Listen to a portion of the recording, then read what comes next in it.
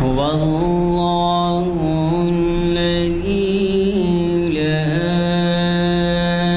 إله إلا هو الملك القدوس السلام المؤمن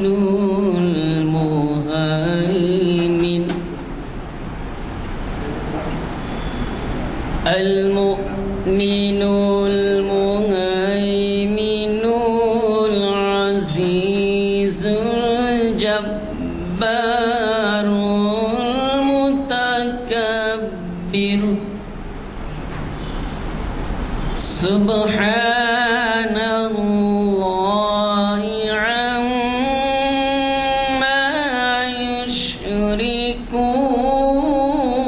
يشركون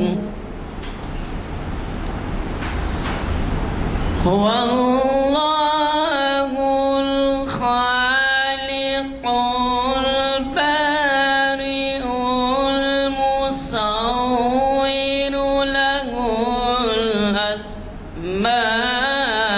الحسنى له الأسماء الحسنى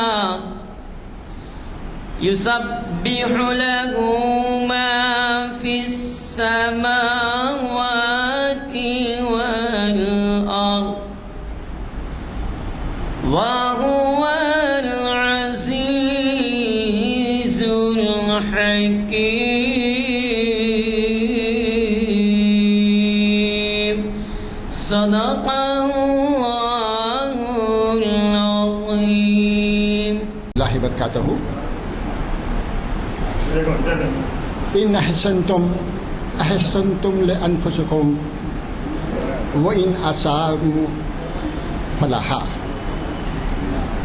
وإن أسأتم فلها صدق اللہ العظیم. برادران اکرام، یہ بنی اسرائیل کی 7ویں آیت کا ابتدائی حصہ ہے. اس کے اندر اللہ تعالیٰ فرماتے ہیں ان احسنتم، جو کچھ بھی تم بھلائی کا کام کرتے ہو، نیکی کا کام کرتے ہو، اچھائی کا کام کرتے ہو، احسنتم لانفسکم، وہ صرف تم اپنے ہی لیے کرتے ہو.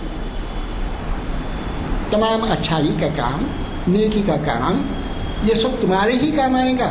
آپ جب کسی دوسرے کے ساتھ یہ عمل کرتے ہو تو یہ نیکیاں، یہ تمہاری اچھائیاں، یہ سب کے سب تمہارے ہی کھاتے میں درج ہوں گی، تمہیں کو اس کا اجر ملے گا. اس لیے ضروری ہے کہ ہم جب کسی کے ساتھ نیکی کا برتاؤ کرتے ہیں، کسی پہ احسان کرتے ہیں، کسی کے ساتھ بھلائی کا کام کرتے ہیں، تو کبھی دل میں ذرہ برابر بھی ریاکاری، تکبر، فخر، دوسروں کو کمتر سمجھنا، اس قسم کا کبھی ذہن میں سوال نہیں پیدا ہونی چاہیے. کیونکہ ایسا کرو گے تو پھر وہ اپنی نیکیوں کو برباد کر دینے کے برابر ہوگا. تو یہ اللہ تعالیٰ نے ہم کو ہر قدم پر ہدایت دی ہے. قرآن مجید کی ہر آیت ہمارے لیے ایک بہترین پیغام دیتی ہے، بشرطے کہ اللہ تعالیٰ ہم کو سمجھنے اور اس پر عمل کرنے کی توفیق نصیب عطا فرمائیں. اس کے بعد آگے فرمایا گیا وہ اساتم فلاحا، اور اگر تم کسی کے ساتھ برائی کرتے ہو، اگر تم کسی کے ساتھ برائی کرتے ہو، نیکی نہیں کرتے، کسی کا برا چاہتے ہیں، تو پھر یہ بھی تمہارے کھاتے میں درج ہوں گا، نیکی بھی ہوں گی. اور اگر تم جب کسی کا برا چاہتے ہو، کسی کو دھوکہ دیتے ہو، کسی کا مال غصب کرتے ہو، کسی کے ساتھ جو ہے آپ زیادتی کرتے ہو، تو پھر سمجھ لو کہ آپ کے ساتھ بھی اسی قسم کی زیادتی ہوگی، اسی قسم کا جو ہے آپ کے ساتھ بھی رویہ اللہ تعالیٰ اختیار کریں گے. کسی کے بولنے یا کسی کے اس کرنے کی ضرورت نہیں. آپ کو اللہ تعالیٰ متنبہ کرتا ہے قرآن کی اس آیت کے اندر کہ جو تم نیکیاں کرو گے تو تو تمہارے کھاتے میں جمع ہوں گی، چاہے آپ کسی کے ساتھ کریں، اور جب آپ برائی کریں گے، دل میں برائی ہوگی، تو پھر اس کا بھی نتیجہ آپ ہی کو بھگتنا پڑے گا۔ تو اس طریقے سے جو ہے ہم کو چاہیے کہ قرآن کو جو ہے معنی و مفہوم کے ساتھ ذرا پڑھ لیں، اس کے اوپر سمجھیں اور عمل کرنے کی کوشش کریں۔ اللہ تعالی ہم سب کو ان باتوں کے سمجھنے کی توفیق نصیب عطا فرمائے۔ اور آج کے بارے میں، آج 27 جون ہے، اور بعد نماز عصر کانفرنس ہال کے اندر ہم جمع ہوئے ہیں، اور آج ہمارا عنوان ہے ناموس رسالت صلی اللہ علیہ وسلم اور ہماری ذمہ داری شریعت اسلامی کی روشنی میں۔ آج کل کے برننگ جو پرابلم ہیں، الحمدللہ ہمارے جو مقررین ہیں وہ بڑی ہی سیاسی گہرائی اور علمی تجربہ اور اپنے بہترین جو ہے اپنے علم کا جو ہے مظاہرہ کرتے ہیں، اور وقت کے اعتبار سے ایسے عنوانات چنتے ہیں جو ہمارے لیے سراسر رہنمائی ہوتی ہے۔ حقیقت میں ہم جان سکتے ہیں کہ حقیقت کیا ہے۔ ناموس رسالت کی توہین، یہ اب آپ تفصیل سے جو ہے اس کے بارے میں سنیں گے، اور اس کو مخاطب کرنے والے ہیں ہماری جانی پہچانی شخصیت جناب ڈاکٹر متین الدین قادری صاحب، جو ہے ایک بہت ہی بڑے سیاستداں بھی ہیں۔ آپ تلنگانہ پبلک سروس کمیشن کے سابقہ رکن ہیں، اور مسلم پرسنل لا بورڈ کے اہم رکن ہیں، اور یہاں کی جو ہے جانی پہچانی شخصیت معروف ہیں، اور جو ہے ہر محافل میں آپ کا جو ہے استقبال بڑی شان و شان سے کیا جاتا ہے، اور آپ کے مضامین ہر قسم کے اخبار میں جو ہے شائع ہوتے رہتے ہیں۔ میں اب درخواست کروں گا جناب متین الدین قادری صاحب سے کہ وہ تشریف لائیں اور اپنے موضوع پر خاصی روشنی ڈالیں۔ تعالیٰ فی القرآن المجید، اعوذ باللہ من الشیطان الرجیم، بسم اللہ الرحمن الرحیم، قل ان کنتم تحبون اللہ فاتبعونی یحببکم اللہ ویغفر لکم ذنوبکم واللہ غفور رحیم۔ صدق العظیم و صدق رسولہ النبی الکریم۔ قال رسول اللہ صلی اللہ علیہ وسلم لا یؤمن احدکم حتی اکون احب الیہ من والدہ وولدہ محترم حاضرین اکرام و سامعین عظام، آج کا جو موضوع ہے ناموس رسالت صلی اللہ علیہ وسلم اور ہماری ذمہ داری، یہ موضوع اگر غور کیا جائے تو کافی دیر سے اس پہ گفتگو ہو رہی ہے، کیونکہ جس وقت مسئلہ بڑا گرم تھا اس وقت مصروفیت بھی تھی اور موقع بھی نہیں تھا اس پہ گفتگو کی جائے، اور اس بارے میں خود چاہتا تھا کہ جو ہے اہل دانی جن کو کہتے ہیں ان کی رائے بھی کچھ آ جائے، اس پہ ہم گفتگو کریں گے۔ اس کے بعد مسلمانوں کی طرف سے جو اپنے آپ کو دانشور کہلاتے ہیں ان کی جو رائے آئی ہے، اس کے بعد میں نے ضروری سمجھا کہ اس مسئلے پہ کچھ گفتگو کی جائے۔ پہلے ان کی رائے کے بارے میں گفتگو تو ضرور کروں گا میں، لیکن اس وقت دنیا جو سمجھتی ہے اور دوسرے اقوام کا جو طریق اور وتیرہ رہا ہے، میں تھوڑا سا اس پہ گفتگو کرنا چاہوں گا۔ امت مسلمہ کے منصب پر دنیا میں دو ہی ہیں۔ تم نبی کی محبت کا دعویٰ کرتی ہو، نعرے لگاتی ہو لکا روحی فدا، لکا جسمی فدا، لکا جانی فدا، لکا مالی فدا، اور گستاخ بھی زندہ رہے زمین پہ، تم بھی زندہ ہو۔ اس نے سوچا کوئی ایسا کام ہے جو جنت پہ لے جائے مجھے، اور گیا، ایک ہی بار میں کام تمام کر دیا اس نے۔ وہ ڈھیر ہو گیا، پولیس پکڑ کے لے گئی، انگریزوں کا دور تھا، لوگ آئے اقبال کے پاس، علامہ اقبال بہت بڑے لا کے قانون کے بڑے آدمی تھے، بیرسٹر، انگلینڈ سے پڑھ کے آئے تھے، اور انگریز بہت چاہتے تھے، تو سر کا خطاب دیا تھا، تو بولے کہ اگر آپ چاہیں اور آپ ان کا مقدمہ لڑیں تو وہ جو ہے بری ہو جا سکتے ہیں۔ تو آپ نے کہا کیا بات ہے، اس کا ایمان کمزور ہو گیا کیا؟ جا کے تو پوچھو، انکار کرے گا، وہ انکار کرنا پڑے گا کہ میں نے نہیں کیا۔ جا کے پوچھا گیا تو اس نے کہا جاؤ بھائی جاؤ، میں انکار نہیں کرتا۔ تو بولے کیا بات ایسی؟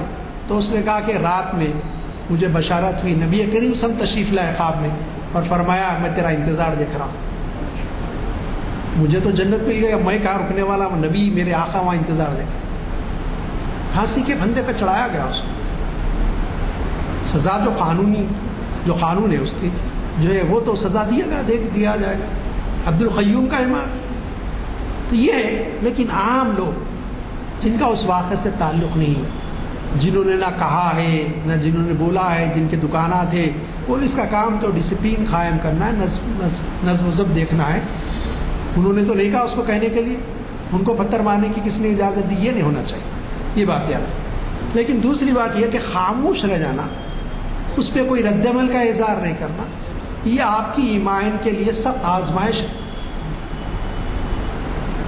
یہ بات یاد رکھیے۔ فرمایا گیا تم برائی دیکھو ہاتھ سے روک دو، پہلا درجہ ایمان کا، دوسرا درجہ زبان سے برا کہو، تیسرا درجہ یہ کہ کم سے کم دل میں برا جانا۔ بہت سارے ہیں جن کو احساس بھی نہیں ہو رہا کہ دنیا میں کیا ہو رہا ہے، کیسی گستاخی ہو گئی نبی وسلم کی شان۔ یہ ایمان ہے، ایمان کا تقاضا ہے۔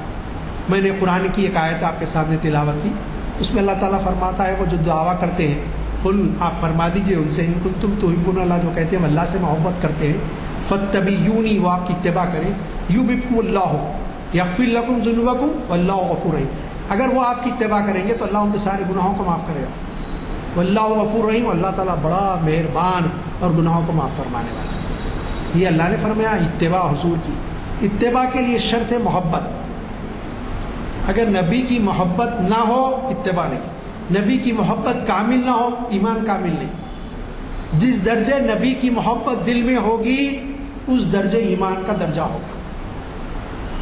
اپنے پیارے آقا سے جو محبت کا معیار ہے وہ صحابہ اکرام کی زندگیاں ہیں، صحابہ اکرام کی زندگیاں ہیں۔ اس وقت نظر آئی غزوہ احد میں نبی کے سب گھرے ہوئے 4-5 صحابہ اطراف ہیں آپ کی حفاظت کی، حضرت ابو طلحہ رضی اللہ تعالیٰ سامنے آ کے ٹھہر جاتے، جو تیر جو والا رہا اپنے ہاتھ پہ لے رہے ہیں، ہاتھ چنی ہو گیا، ایک ہاتھ تو شلی ہو گیا ہمیشہ کے لیے، لیکن راستے سے ہٹ نہیں رہے، ہٹا میرے نبی کو تیر لگے گا، کوئی دشمن حملہ کر دے گا، لیکن چاروں طرف سے نرغہ ہو گیا۔ سعد بن ابی وقاص نے دیکھا رضی اللہ تعالیٰ، وہ تیر کمان سنبھالے، آگے آ کے حضور کے ایک طرف ٹھہر گئے اور کہ اللہ کے نبی آپ سر مت نکالیے، گڑے میں نبی تھے، آپ سر مت نکالیے رسول اللہ، کہ ایسا نہ ہو کہ آپ کے سر پہ کوئی وار لگ جائے، میں ہوں نا۔ نبی علیہ السلام جو ہے تیر ہو جائے تو تیر آگے بڑھ بڑھ کے چن کے جو تیر آ رہے تھے اٹھا کے دے رہے تھے، اللہ کے نبی میں اٹھا لوں گا، آپ مت اٹھائیے۔ اس طرح تیر چلانے لگے، ہم کہتے ہیں ہمارے ماں باپ یا رسول اللہ آپ پہ سے قربان، ان کی جانثاری دیکھنے سے تعلق رکھتی، نبی صلی اللہ علیہ وسلم متاثر ہو گئے اور فرمایا ساتھ تیر پہ تیر چلائے جا، میرے ماں باپ تجھ پہ قربان۔ یہ ہے ایمان، یہ ہے محبت کا تقاضا۔ ام عمارہ خاتون تھی، یہ اصل میں مسلمانوں کے لشکر کے ساتھ غزوہ احد میں آئی تھی زخمیوں کی تیمارداری کرنے، مرہم پٹی کرنے۔ جب انہوں نے دیکھا قریب سے کہ نبی صلی اللہ علیہ وسلم گھر گئے ہیں دشمنوں میں، تلوار لی آ کے ٹھہر گئی، اور جس طرف سے کوئی آتا دکھتا آگے بڑھ کے اس پہ تلوار سے وار کرتی۔ نبی صلی اللہ علیہ وسلم نے فرمایا کسی شیرنی کو دیکھنا ہے تو ام عمارہ کو دیکھو، کیا جانثاری ہے اس خاتون کی، کیا فداکاری ہے۔ حضرت ابو دجانہ رضی اللہ تعالیٰ کے بارے میں آتا ہے کہ حضور کے اوپر لیٹ گئے، اب دشمن بہت قریب آ گیا تھا، جب تک کہ صحابہ آ کے ان کو ہٹائے نہیں دشمنوں کو، جو بھی وار ہوتا اپنی پیٹھ پہ لیتے، جس طرح مرغی پروں میں اپنے بچوں کو چھپا لیتی حضور کو چھپا لیا۔ وہ بڑے رحیم شہیم تھے، پہلوان قسم کے آدمی تھے، کوئی پیٹھ زخمی ہو گئی ان کے واروں سے۔ تو یہ جانثاری ہے اصل میں ایمان کا تقاضا، ایمان ہے۔ جہاں تک نبی کریم صلی اللہ علیہ وسلم کی عظمت کی بات ہے، یاد رکھ لیجئے اللہ تعالیٰ کو، یہ تو بہت اللہ کے چہیتے نبی ہیں ہمارے آقا والا، کسی نبی کی شان کی میں گستاخی اللہ کو پسند ہے۔ جب تک ان کی امتوں نے کفر کیا، نبی کا انکار کیا، اللہ تعالیٰ ان کو مہلت دیتے رہا اور نبی سے کہا کہ ان کو دین کی دعوت دو، توحید کی دعوت دو۔ لیکن جب نبی کی شان میں گستاخی کی امتوں نے تو پھر اللہ تعالیٰ نے ان پہ عذاب لایا۔ قرآن مجید میں سورۃ اللہب ہے، ہم پڑھتے ہیں، کس کے بارے میں ہو؟ ابو لہب کے بارے میں۔ ابو لہب کون ہے؟ ابو لہب بن عبد المطلب کے بیٹے ہیں، حضور کے چچا ہیں. وہ چچا جب باندی نے آ کے کہا کہ آپ کے گھر آپ کے بھائی کے گھر لڑکا پیدا ہوا، خوشی میں انگلی سے اشارے سے کہا آزاد کر دیا تجھے، اتنا خوش ہو گیا. لیکن جب نبی صلی اللہ علیہ وسلم نے دعوت دی توحید اور رسالت کی تو دشمن ہو گیا. کہا یہ باتیں بولنے ہم کو بلائے تھے، نبی صلی اللہ علیہ وسلم نے سب کو جمع کیا، کنکریاں اٹھا کے پھینک کے مارا، کنکر نبی کو لگے. اللہ نے فرمایا تبت یدا ابی لہب، اے ابو لہب تیرے دونوں ہاتھ توڑ دیے گئے. میرے نبی کو مارتا کنکر سے مارنا اللہ کو گوارا نہیں. اور جتنے شاتمان رسول تھے، دشمنان رسول تھے، جنہوں نے اپنی بڑ زبانی کی گستاخیاں کی تھی، دنیا میں ان پر عذاب آیا، وہ ہلاک کر دیا گیا. یہ ہوا ہے، یہ ہوتا رہے گا. لیکن ہمارے لیے آزمائش یہ ہے کہ ہم نبی کو کتنا چاہتے ہیں. اب آئیے وہ حدیث کی طرف جس کا میں نے آپ کے سامنے اس حدیث کو بیان کیا تھا. نبی صلی اللہ علیہ وسلم نے فرمایا قل ان کنتم تحبون اللہ، نبی حضور نے فرمایا لا یؤمن احدکم حتی اکون احب الیہ من والدہ ولدہ والناس اجمعین. یاد رکھو تم میں سے کوئی شخص اس وقت تک مومن سچا مسلمان نہیں ہو سکتا تا وقت کہ وہ اپنے ماں باپ، اپنی اولاد اور سارے دنیا کے انسانوں سے بڑھ کے مجھ کو نہ چاہے. یہ رسول اللہ صلی اللہ علیہ وسلم کا فرمان ہے. سب سے بڑھ کے، میری جان سے بڑھ کے، میرے ماں باپ سے بڑھ کے، میری اولاد، میرے مال و متاع سے بڑھ کے کوئی ایک مسلمان کو کوئی ذات ماں عزیز ہو تو رسول اللہ صلی اللہ علیہ وسلم کی ذات ہے. محبت کا تقاضا ہے. ان کی عظمتیں میں آپ سے کہہ رہا تھا. اللہ تعالیٰ قرآن مجید میں فرماتا ہے ورفعنا لک ذکرک، حبیب ہم نے آپ کے لیے آپ کے ذکر کو بلند کیا. مسلمان تو نمازوں میں، اذانوں میں، مسجد کے میناروں سے کوئی لمحہ خالی نہیں جو اذان نہیں ہوتی.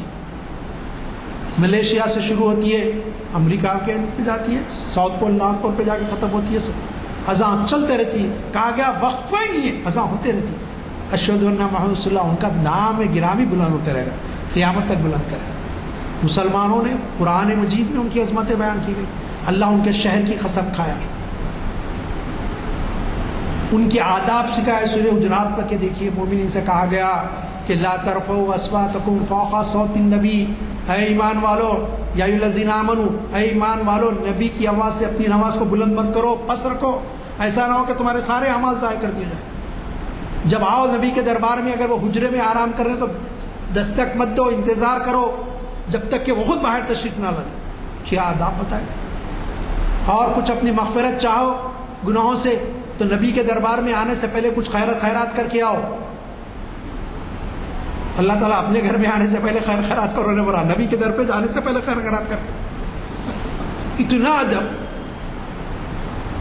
سکھایا گیا. آپ دیکھیے کتنا ادب سکھایا گیا.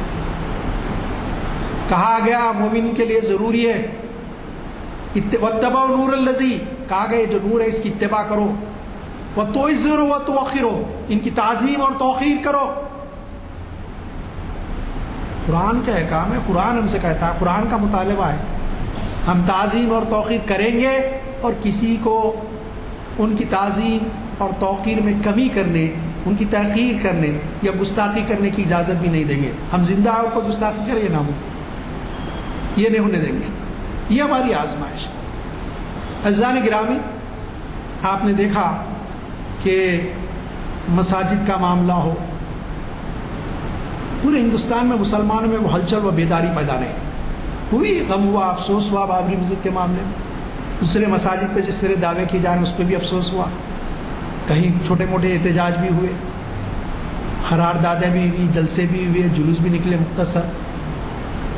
ہم دیکھیں گے کہ جو شریعت میں مداخلت کی گئی، ایسے قوانین بنائے گئے جو مسلمانوں کے پرسنل لا میں کھلی مداخلت ہے، اس پہ بھی مسلمانوں نے احتجاج کیا. لیکن وہ غم و غصے کا اظہار کہیں نظر نہیں آیا جو نبی کریم سب کی شان میں گستاخی پر آیا. ایسا محسوس ہوا کہ ہندوستان پورا ہل رہا ہے. کوئی شہر نہیں تھا جہاں احتجاج نہ ہوا. یہ اصل میں محبت کی چنگاری، یہ ایمان کی چنگاری ہے جو ہمارے سینوں میں ہے. گناہگار ہیں، شیعہ سار ہیں، بہت کمزور ہیں، مساجد کو نہیں بچا پا رہے ہیں، شریعت میں مداخلت کو نہیں روک سک رہے ہیں. لیکن آخری چیز جو ہے وہ نبی کریم صلی اللہ علیہ وسلم کی محبت اور ان کا عشق دل میں. یہ چنگاری بجھنے نہ پائے. یہ بجھی تو سمجھو پھر صفحے ہستی سے مٹا دیے جاؤ گے. جس وقت یہ ایمان کی چنگاری بجھی پھر آپ ہندوستان سے ختم کر دیے جائیں. اور ساری کوششیں یہ ہے کہ یہ محبت کو کیسے کم کیا جائے, یہ عقیدت کو مسلمانوں سے کیسے نکالا جائے اپنے نبی سے. شاعر نے کہا بجھی عشق کی آگ تو اندھیر ہے, مسلمان نہیں راگ کا ڈھیر ہے. یہ ہے اصل. یہ بہت زبردست بات انہوں نے کہی کہ اگر یہ بجھ گئی عشق کی آگ جو لو جلی ہوئی ہے عشق و محبت کی, تو پھر اندھیرا ہی اندھیرا ہے. یہ مسلمان ہے, یہ راکھ ہے, کوئی کام کی نہ کاج کی, ہوا چلے توڑتے پھرے, راکھ کا ڈھیر ہے. تو یہ کیفیت ہے کہ یہ جو عشق کی چنگاری ہے یہ جلے اور جوالا بنے. یہ محبت زبان سے نہیں, محبت ایک فورس سے, محبت ایک قوت ہے. نبی سے محبت ایک قوت پیدا کرتی ہے. اقبال نے اسی طرف لے گئے. اقبال کہتے ہیں قوت عشق جو محبت کی انتہا کا نام عشق ہے, قوت عشق سے ہر پست کو بالا کر دے.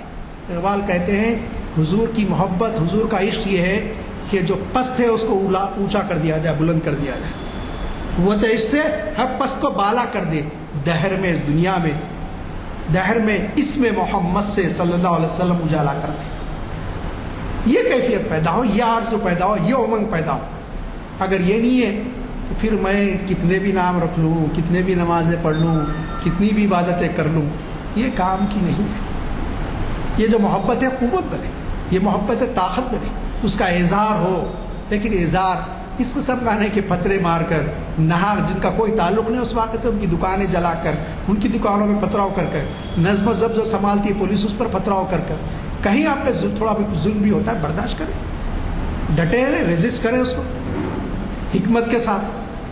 لیکن اگر آپ خود پتھر مانگ رہے تو کیسا؟ جو راستے سے جا رہا ہے وہ اگر وہ پتھر لگتا ہے اس نے کیا کیا گناہ؟ کل پوچھا جائے کہ بھائی میں تو انہیں کہے گا اللہ کے پاس میں تو راستے سے جا رہا تھا, مجھے بلا وجہ مسلمان پتھر مارا, کیا جواب دیں گے آپ؟ تو یہ بات ذہن میں رکھے. نبی کریم صلی اللہ علیہ وسلم کی محبت اس میں کسی قسم کی کمی نہ ہونے پائے.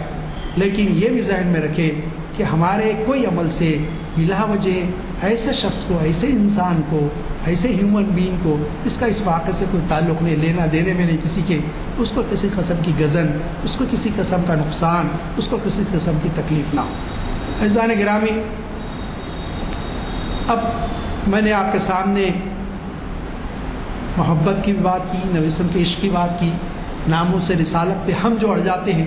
دنیا کو سمجھنا چاہیے کہ ہم اپنے نبی سے ایسے عشق و محبت کرتے ہیں کہ ہم اپنے ماں باپ سے زیادہ ان کو چاہتے ہیں. کیسے چاہتے ہیں؟ میں بھی یہ کچھ سیرت کی طیبہ سے ایک دو واقعات آپ کے سامنے رکھنا چاہوں. غزوہ بدر کے موقع پر عبد الرحمن ابن ابی بکر مشرکین مکہ کی طرف سے لڑنے آئے. یہ کون تھے؟ ابو بکر خلیفہ اول کے صاحبزادے رضی اللہ تعالیٰ, مسلمان نہیں ہوئے تھے اس وقت. غزوہ بدر ہونے کے بعد میں مسلمان ہو گئے. تو ایک دن بیٹھے ہوئے تھے اور انہوں نے کہا اے ابا, اے میرے والد, بدر کے موقع پر 2-3 موقع ایسے آئے میری تلوار کی زد میں تھے, اور تلوار چلاتا تو آپ کو مار لگتا. تو کہا بیٹے خدا کی قسم اگر تو میری تلوار کی زد میں آتا تو تیرا سر تن سے جدا کر دیتا, کیونکہ تو کافر تھا, میں مسلمان تھا. کیا محبت دیکھی, اسلام کی قوت, اسلام کی محبت. ہے حضرت مصعب بن عمیر کے بھائی ہیں, تو جو ہے ان کا نام شاید عامر کچھ ہے, مجھے اس خود نام یاد نہیں آ رہا ان کا. وہ گرفتار ہو گئے بدر کے موقع, اور مسجد نبوی میں ان کو ایک انصاری باندھ رہے تھے, تو ذرا سر باندھ دیے تھے, ہاتھ درد ہونے لگا. تو انہوں نے دیکھے اسے تو مصعب آئے تھے رضی اللہ تعالیٰ, یہ کیا بھائی مصعب میرے بڑے بھائی, ذرا ان سے کہے تیرے انصاری سے کہ مجھے ذرا ڈھیلا باندھے, مجھے تکلیف ہو رہی. مصعب بن عمر نے کہا تو میرا کیسے بھائی ہو گیا؟ تو نے کہا میں تیرے باپ کا بیٹا ہوں, تیری ماں کا بیٹا ہوں. تو کہا کہ وہ جو باندھ رہا ہے وہ میرا بھائی ہے, تو میرا بھائی نہیں ہوتا. دیکھیے یہ ایمان, یہ نبی کی محبت. کہا کہ اس کو اور سخت باندھو, اس کی ماں بہت پیسے والی ہے, زیادہ پیسے لیں گے ان سے. آپ دیکھیے کیسے واقعات. ایک منافق تھا, رئیس المنافقین اس کا نام تھا, عبداللہ ابی ابن سلول اس کا نام تھا. عبداللہ ابن ابی ابن سلول یہ منافقین کا سردار تھا. اور اصل میں یہ منافقی سے ہوا کہ نبی کریم صلی اللہ علیہ وسلم پر ایمان لانے سے پہلے مدینے والے انہوں نے سنا مدینہ ایک ریاست بننا چاہیے، یہاں ایک بادشاہ ہونا چاہیے اوس و خزرج کا اور دوسرے چھوٹے قبائل کا. تو طے ہو گیا کہ خزرج کا ایک بڑا سردار ہے، اونچا پورا گورا گمٹا اور بڑا سیاسی تدبر فکر رکھنے والا ہے، اس کو سردار بنایا جائے عبداللہ ابن ابی ابن سلول کو. اب سونا جمع کر کے دیا گیا سنار کو کہ اس کا تاج تیار کرے. سرکار تاج تیار ہو رہا، ادھر 6 لوگ آ کے اسلام قبول کریں. پھر انہوں نے آ کے دعوت دی، دوسرے سال 73 لوگ آ کے اسلام قبول کر لیے. ایک روایت میں 73 ایک میں 76 آتا ہے. اب مدینہ منورہ اسلام کا خلا بننے لگا. اب صحابہ ان سے بولنے لگا کیا ہوا بھائی پھر کب بادشاہ بنا رہے ہیں؟ ابھی لوگ ٹال ٹول کرنے لگے کیونکہ اب اسلام لا لیے تھے. نبی صلی اللہ علیہ وسلم کا کیا حکم ہوتا نہیں معلوم، وہ آنے کے بعد دیکھا جائے گا. نبی علیہ السلام خود ہی آنے والے. جب نبی علیہ السلام تشریف لائے اب اس کا کوئی بادشاہ بننے کا امکان نہیں رہا، سارا اقتدار نبی صلی اللہ علیہ وسلم کے ہاتھ میں تھا. اب اس کو ایک جلن حسد پیدا ہو گئی. سارا قبیلہ مسلمان ہو گیا، اکیلا تو رہ نہیں سکتا تھا. خزرج یہ بھی ایمان لا لیا لیکن اندر سے بغض اور اناد بڑھا اور منافق بن گیا اور کوشش کرتا کہ جب ہو نبی صلی اللہ علیہ وسلم کو تکلیف دے. ایک مرتبہ ایک جگہ گئے تھے، واپس آ رہے تھے ایک مقام سے، تو اس نے کہا کہ آج جتنے ذلیل ہیں ان کو مدینے سے نکال دیں گے. وہ کسی نے ان کے بیٹے کو اطلاع دے دی. ان کے بیٹے پکے مومن، ان کا نام تھا عبداللہ بن عبداللہ رضی اللہ عنہ. انہوں نے ان کو جب پتہ چلا کہ یہ کہہ رہا ہے کہ اس نے یہ بھی کہا کہ آج ہم مدینے کی سرحد میں داخل نہیں ہوں گے اور جو داخل ہوگا اس کو نکال دیں گے. تو اس نے کہا کہ میرے رسول کی شان میں گستاخی. کون کہے؟ عبداللہ نے کہا رضی اللہ تعالیٰ. وہ آ کے تلوار لے کے سرحد پہ ڈر گئے. لوگوں نے کہا کہ عبداللہ نبی صلی اللہ علیہ وسلم اندر چلے گئے مدینے میں اور تم ٹھہرے ہوئے. کہا کہ ایک شخص ہے جس نے کہا، یہ نہیں کہ میرا باپ ہے، ایک شخص ہے جس نے کہا کہ جو ذلیل ہے ان کو مدینے میں آنے دوں گا. میں آج دیکھتا ہوں کہ کون ذلیل ہے وہ کیسے مدینے میں آتا ہے. تو لوگوں نے پوچھا عبداللہ کیا ارادہ ہے؟ تو کہا کہ اتنی بڑی گستاخی، آج اس کا سر تن سے جدا کر دوں. صحابہ نے کہ حضور کو اطلاع دی کہ عبداللہ ٹھہرے ہوئے اور باپ کو مارنا چاہتے ہیں. حضور نے بلا بھیجا، کہا کہ عبداللہ آؤ. وہ آئے، بلایا گیا، پوچھا کیا ہے؟ اللہ کے نبی میں آج اس کو نہیں چھوڑ سکتا میرے باپ. حضور نے فرمایا عبداللہ چھوڑ دیا، ابھی نماز پڑھتا ہے. نماز پڑھتے تھے پہلی صف میں آ کے. کیسا نہ لوگ یہ کہیں کہ جو ہے حضور اپنے صحابہ کو مرواتے، چھوڑ دیا، ابھی اس کو چھوڑ دے جانے. سب کو معلوم تھا بڑا منافق ہے، لیکن آپ نے کہا چھوڑ دیا، اس کو بھی چھوڑ دیا. تو یہاں اس حضرت عبداللہ بن عبداللہ رضی اللہ عنہ کا عمل نظر آتا ہے. باپ کو ماننے کے لیے تیار ہو گئے نبی کی شان میں گستاخی. یہ ایمان کا اعلیٰ درجہ ہے کہ نبی کی شان میں گستاخی ہرگز برداشت نہیں کی جائے گی، چاہے کسی طرف سے بھی، چاہے وہ حقیقی باپ ہی کیوں نہ. یہ گستاخی برداشت ہم نہیں کریں گے. دنیا کو یہ سمجھنا چاہیے کہ گستاخی جو ہے کس قسم کی کرتے ہیں. میں اس سے پہلے جمعے میں کتاب میں ام المؤمنین عائشہ رضی اللہ تعالیٰ کی شادی کے بارے میں بہت ساری باتوں کی وضاحت کرا. اصل میں گستاخی اسی بارے میں کی گئی تھی. میں پھر ایک مرتبہ تھوڑی سی وضاحت کرنا چاہوں گا. ایک بات یاد رکھیے کہ جو ہے اگر آپ دنیا کی تاریخ پڑھیں گے، خود ہندوستان کی تاریخ پڑھیں گے، تو ہندوستان کی تاریخ میں ایسے واقعات ملتے آج بھی ہوتے. 6-7 سال کی عمر میں بچوں کی شادی ہو جاتی. پہلا دستور تھا. میں اس پہ تنقید نہیں کر رہا ہوں، میں آپ کو اگزامپل کے طور پہ بتا رہا ہوں. اور جو ہے ایک بہت بڑی شخصیت ہے ہندو میتھالوجی کے مطابق، جو ہے ان کے بارے میں کہا جاتا ہے ان کی داسائیں 1600 تھی اور ان میں کم عمر کنواری کے ساتھ کم عمر لڑکیاں بھی تھیں. ہم تنقید نہ کریں. تو جو اس قسم کی باتیں کیا زیب، ہم نام بھی نہیں لے رہے، ہم اتنا احترام کرتے کسی کا بھی، ہم نام بھی لینا نہیں چاہتے ہوں گے، لیکن خود آپ کی تاریخ میں یہ باتیں، تو آپ پہلے اپنی تاریخ پڑھیے دوسروں کی تاریخ پہ تنقید کرنے سے پہلے. دوسری بات یہ ہے کہ میں اس وقت بھی عرض کیا تھا کہ جو ہے یہاں ہندوستان میں لڑکیاں جو سن بلوغ کو پہنچتی ہیں 14 سال 15 سال کی عمر، میچورٹی کی جو ایج ہے 14-15 ایئرس. اگر آپ امریکہ چلے جائیں تو وہ ایج ہے 12 and 13 ایئرس. کوئی امریکہ میں رہتے تو ان سے پوچھیے. اگر کوئی عرب میں بہت زیادہ رہے ہے، کلوز رہے عربوں سے، عرب معاشرے سے واقف ہیں، تو وہاں بچی بڑی ہو جاتی ہے 11-12 سال. خود میرے بہت قریبی ہیں، میرے گھر میں آنا جانا ہے، رشتہ دار بھی ہے بہت قریبی. تو بچی جو ہے 10.5 سال 10 سال کے اوپر تھی، سامنے نہیں ہے. پھر بعد میں دیکھا نکل کے برقع پہن کے جا رہی. میں نے کہا کہ لڑکی نہیں ہے، تو بولے نہیں اس کو پردہ کرا دینے کا وقت آ گیا، اب وہ برقعے میں رہے گی. 10.5 سال کی، اور وہ ہندوستان کی فیملی ہے. لیکن وہ بچی کا پورا براٹ اپ مدینہ منورہ کا ہے. وہاں کی غذا، وہاں کا ایٹماسفیئر یہ کہ 10 ساڑھے 10 11 سال کی عمر میں بچیاں بالغ ہو جاتی ہیں. پہلی بات تو یہ.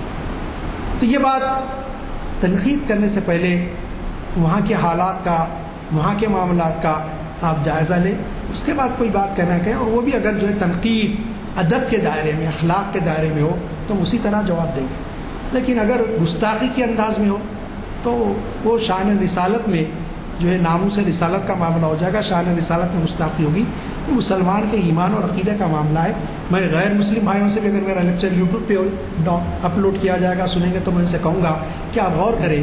ہم جس کو اپنی جان سے بڑھ کے زیادہ چاہتے ہیں، اپنے ماں باپ سے بڑھ کے چاہتے ہیں، ان کی گستاخی ہم پسند کریں گے، جبکہ ہم نہیں کرتے. ہم کسی کا نام نہیں لیتے. بلکہ اگر ہمارے پاس ہمارے جو اسلامک اسکالرس ہیں ان کے لیکچرز، خود میری اگر کبھی آپ تقریر سنیں تو ہم سری رام چندر جی بول کے کہتے ہیں. ہم کو معلوم ہے وہ راجہ دشرتھ کے بیٹے، وہ بھی انسان ہے، ہیومن بینگ ہے. لیکن کیونکہ لوگ ان کو ایک بڑا تصور کرتے تو جو ہم اس لیے ہم بھی ریسپیکٹ کرتے، ہم اس قسم کی گفتگو نہیں کرتے کسی کے ساتھ. تو یہ بات ذہن میں رکھے کہ اگر آپ اس قسم کی باتیں گندی کریں گے تو جو ہے بہت ساری باتیں آپ کی بھی لوگ نکال سکتے ہیں. میں نے بھی بہت پڑھا ہے ہندو میتھالوجی کا، ایسی بات نہیں ہے. میں بھی کچھ ایسی باتیں بول سکتا ہوں جس سے آپ کو تکلیف ہوگی. ہم وہ باتیں نہیں بولنا چاہتے. بھائی آپ کو کیوں تکلیف دیں؟ ہم نہیں چاہتے کہ اس سے تکلیف ہو. یہ بات ذہن میں رکھیں. اسی طرح ہم آپ سے بھی یہ امید رکھتے ہیں کہ آپ کچھ ایسی بات نہ کریں. اگر آپ کو کوئی ڈاؤٹ ہے ہمارے کسی اسلامی اسکالر کے پاس آئیے. اگر حیدرآباد کے تو میرے پاس آئیے. ایسی کوئی معاملات ہے جس پہ آپ کو شک و شبہ ہے تو ہم آپ کو سمجھائیں گے کہ حقیقت کیا ہے، کیونکہ ہم اس کی بنیاد جانتے ہیں، ان تمام چیزوں سے واقف ہیں. لیکن آخری بات میں عرض کروں گا مسلمانوں سے، یہ ہماری ایمان کی آزمائش کے معاملات ہوتے ہیں. اس معاملے میں ہماری ایمان کو آزمایا جاتا ہے کہ ہم ایمان پہ کتنے ثابت قدم رہتے ہیں. ہمارا معاملہ یہ ہوگا ایمان پہ ثابت قدمی کا مظاہرہ کریں اور ایسی طاقتوں کے خلاف ڈٹ جائیں، اور جو بس میں ہو قانون کے دائرے میں جو اس کی مخالفت کی جا سکتی ہے وہ ہم سختی سے مخالفت کریں. اس بارے میں کسی قسم کا کمپرومائز نہیں کیا جائے گا. اس قسم کے معاملات میں ڈھیل نہیں جائے گی. جب نبی کی شان کی کوئی بات آتی ہے تو پھر وہی کیفیت ہو جائے گی کہ بجھے عشق کی آگ تو اندھیرے، مسلمان نہیں راک کا ڈھیرے، راک بننا پڑے گا. اس کے لیے ہم تیار نہیں ہیں. اللہ تعالیٰ سے دعا ہے کہ مالک عزائم کو سینوں میں بیدار کر دے، نگاہ مسلمان کو تلوار کر دے، تڑپنے پھڑکنے کی توفیق دے، دل مرتضیٰ سود صدیق دے. وآخر دعوانا الحمدللہ. آپ نے حالات حاضرہ پر سیر حاصل تبصرہ کیا اور ہمارے لیے ایک عظیم پیغام بھی دیا کہ صبر و ضبط سے اپنے اختلاف کا مظاہرہ کریں اور اس قسم کی جو ہے حرکتوں کے اوپر بالکل خاموش بھی نہ رہیں، نہ ہی تشدد اختیار کریں، بلکہ قوانین کے احاطے میں رہتے ہوئے احتجاج ضرور کریں. حدیث کے مطابق آپ نے مختلف مثالیں دیتے ہوئے سمجھایا کہ ہم کو اپنے دائرے سے آگے نہیں بڑھنی چاہیے. ماشاءاللہ سے بہت اچھا پیغام ہم کو ملا.